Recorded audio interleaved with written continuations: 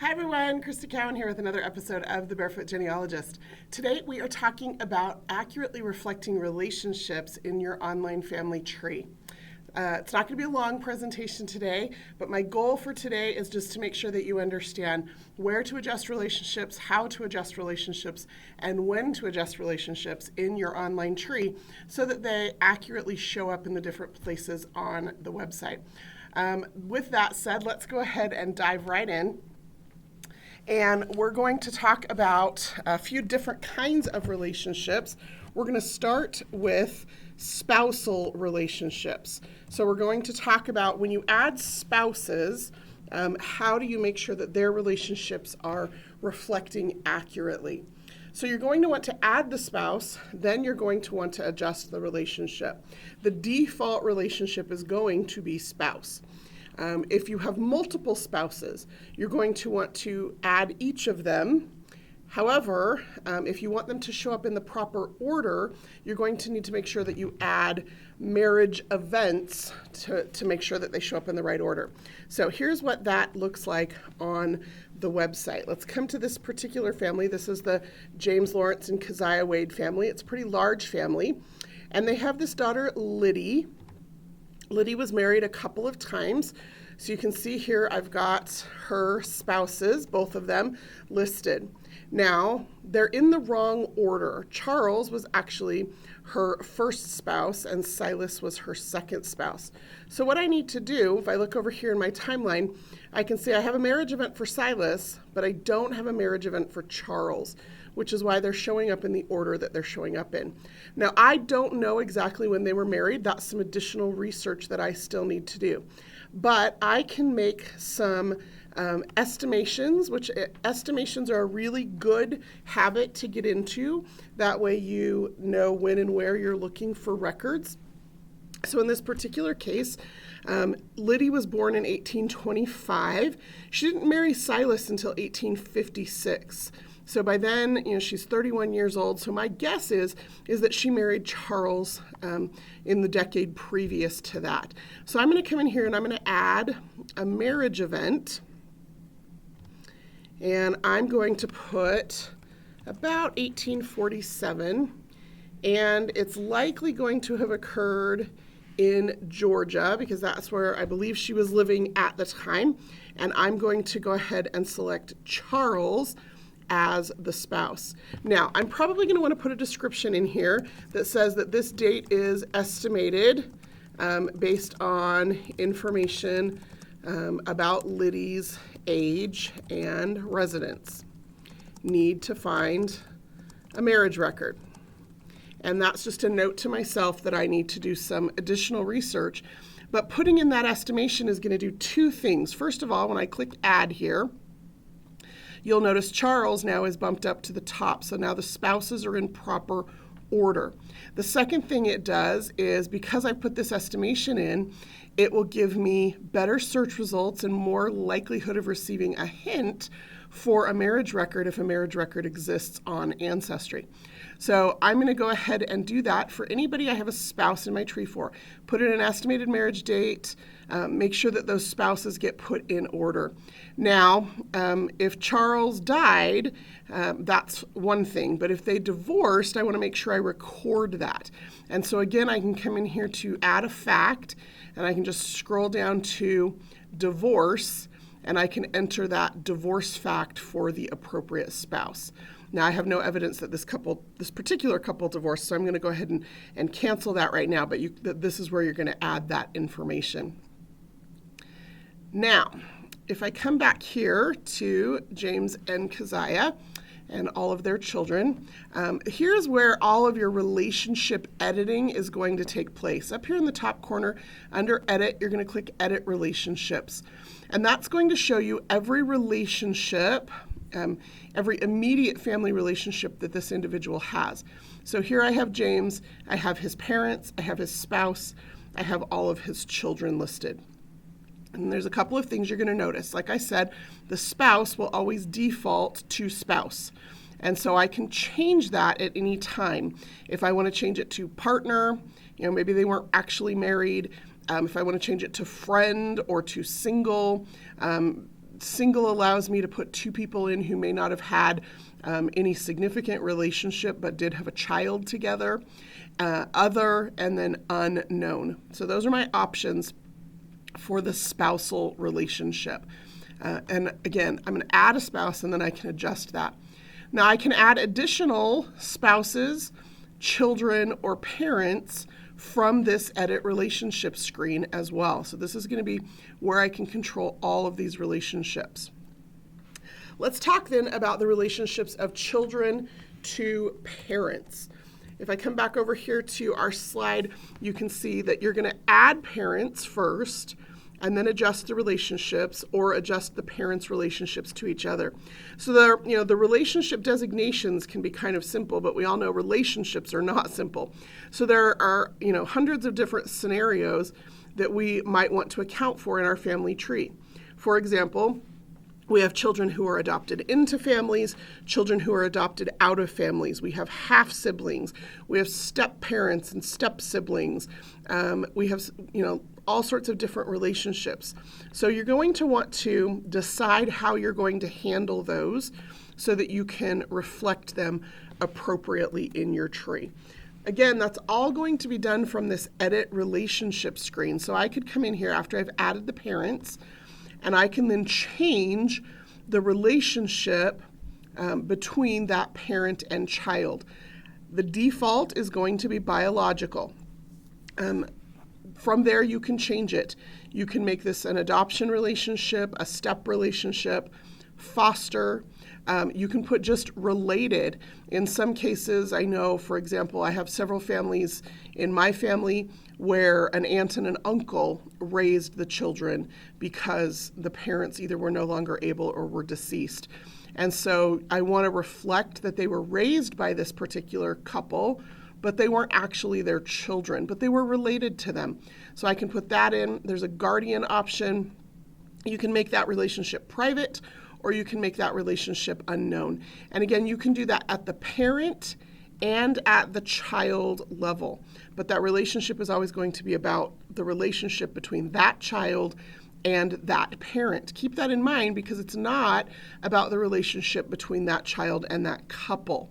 So you will need to change it if you're going to make adjustments here. You will need to change it on both the father and the mother in that particular relationship. And what that means is that you have to decide how which direction you're going to go. I'm in James Lawrence's profile. It says that right here at the top of the screen. So I can change his relationship to both of his parents from this screen. But if I wanted to change a relationship with a child, I could also do that here from his screen. But then I would need to remember to go to Keziah's profile and change her relationship to those children as well. Okay, so the idea is you can change a relationship between a child and both parents on the child screen, but if you're adjusting the child-parent relationship on a parent screen, you need to remember to go to the other parent and make those necessary adjustments as well. Okay, now you can, as I said, add relationships from this particular screen as well.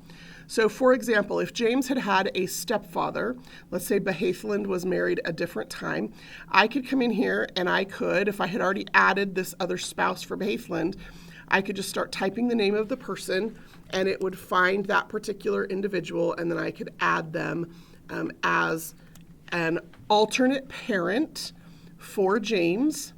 And then once I did that, then I could set the appropriate relationship to step.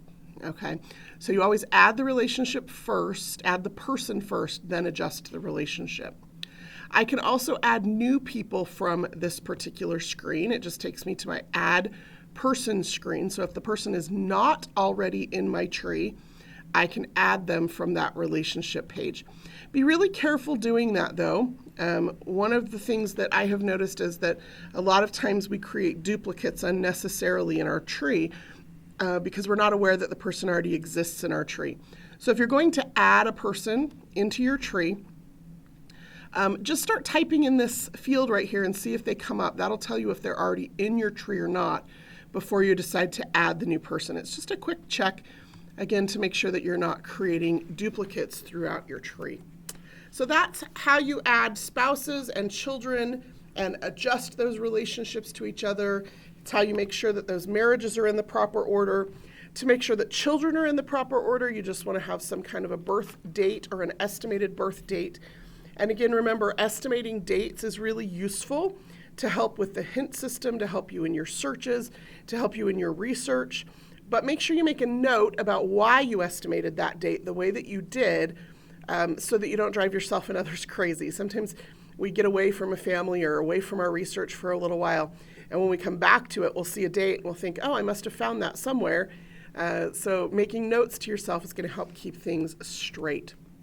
Now, when we talk about complicated relationships, some of us have more complicated relationships than others. Many of us have families in which cousins have married. And whether that's first cousins or second cousins or fourth cousins, it doesn't matter. But, we have got somebody in our tree in 2 locations, and then they end up marrying one another. So my advice to you, just to, again, keep your sanity and to keep everything clean and clear in your tree, is when cousins marry, do not add them as new people. You can just attach existing people in order to maintain those relationships, okay? So again, you're going to come in here to this edit relationship screen. And if I, for example, if James married a cousin of his as a second marriage, I would just come in here and click Add Spouse. And instead of adding a new person, I'm going to do a search here for that person already in my tree. And that's going to make sure that I don't add that person as a new person. Also, when you start getting into, back into the 1800s, particularly back into the 16 and 1700s, when you're dealing with small remote populations of people, the likelihood that somebody is marrying somebody who is already in your tree increases exponentially. And so you'll just want to check your tree, make sure that person is already in there or not before you suggest adding a new person. Now, if you do add a new person and then later find out they were already in your tree, you do have this merge with duplicate option as part of your research tools. Now, if your research tools are not turned on, you can just come over here under Tools, and you'll see if I select Show Research Tools, they show up right here under the header. So you can merge those duplicates, and you're going to want to do that. You're not going to want to delete duplicate people. Deleting duplicate people causes all sorts of problems, typically just with your research and your notes, and you lose information and things get confusing. So merge duplicates, but also be really careful with merging duplicates. You want to make sure that they really are true duplicates before you merge them, or you're going to end up with a bigger spaghetti bowl than you have when dealing with your particular family relationships. Now, when I go out to view this person in my tree, depending on the multitude of relationships that I might have, it could look a little weird. So I use pedigree view almost exclusively, and then if I want to view the family information, then I go to the person profile and view it from there. But on occasion, there is a need for me to use the family view, and I can toggle back and forth between pedigree view and family view using these little icons over here on the top left-hand side of the page. If I make that just a little bit bigger, you can see those a little better. Problem with this is that when you have really large families, like James and Keziah have, a dozen children or so, it spreads way out, okay? And if some of these relationships are duplicated, and what I mean by that is if you've got a person in 2 places on your tree, it might look a little odd here. It might look like you've got duplicate information when really it's just a single person showing up in multiple locations on your tree because they have multiple relationships to people in that particular family. So always check your list of all people to see if they really are true duplicates or if they're just showing up in 2 locations on your tree because you have multiple relationships. And the easiest way to do that is just to come in here under Find Person, click on your list of all people, and then you can very quickly, from that view, that's your index view, you can very quickly come in here and you can say, I'm looking to see if I have James Lawrence in my tree multiple times, and it looks like I have lots of James Lawrences, which is a reason why we sometimes get confused. And so I can come in here and I can say, well, what I'm looking for specifically is James O. Lawrence, and it looks like I only have him entered that way once in my tree. I might try some different spellings, check without a middle initial or a middle name, make sure I haven't entered him multiple times. That's one of the ways that I find I get confused the most, especially when dealing with these family wreaths of my mother's, is that sometimes I'll enter it one way and then enter it a different way, and I won't realize that it's the same person. Particularly in the South, where my mother's family oftentimes would go by their middle names as children and then by their first names as adults. It's easy to put in duplicate people and not realize they're actually the same person. So using this list of all people is just a quick, easy way to check and make sure that you have duplicates or not. Now, if I don't have duplicates, of course, then there's nothing to worry about. I just need to then make sure that my relationships in the tree are reflecting accurately. So if I have something that looks odd or off, or I've got somebody who's duplicated twice here in this family view, but is only on my list of all people once, I just want to come in here to edit relationships and make sure that all of this individual's relationships are listed correctly. And if you have a relationship in here that's wrong or extraneous, you can just click on the X. That will delete the relationship. Now keep in mind, that does not delete the person from your tree. So if I was to click on this X, it would remove John as the father of James, but it would not remove John from my tree. He would still be in my tree as the spouse of Behathland. He would still be in my tree as the father of Behathland's other children. He would just no longer be listed as the father of James. So keep in mind that if you cancel a relationship, that's all you're doing is deleting the relationship or the link between those two people. You are not deleting that individual from your tree. And what that means is, for some of you who have done that accidentally, and I've heard of that happening, the good news is all those people are still in your tree. You just have to come in here and add that relationship back into the tree to reconnect your individual to the rest of the people in the tree that appear to have disappeared. So just a quick review then. Family view, complex relationships don't always display the way you might expect. So you might see people who are appearing in multiple places in your tree. Check your list of all people to make sure that they're actually duplicates before you delete any relationships. And if they are actual duplicates, merge them, don't delete them. If they are not actually duplicates, just double check those relationships and make sure that they are reflecting accurately. Well, I told you today was going to be short and sweet. Hopefully this has given you some information about where to find the tools to make sure that your relationships are reflected accurately, why you might want to change some of those relationships, and how those relationships might display in different views in your family tree. That's all I have for you today. Until next time, this is Crista Cowan. Have fun climbing your family tree.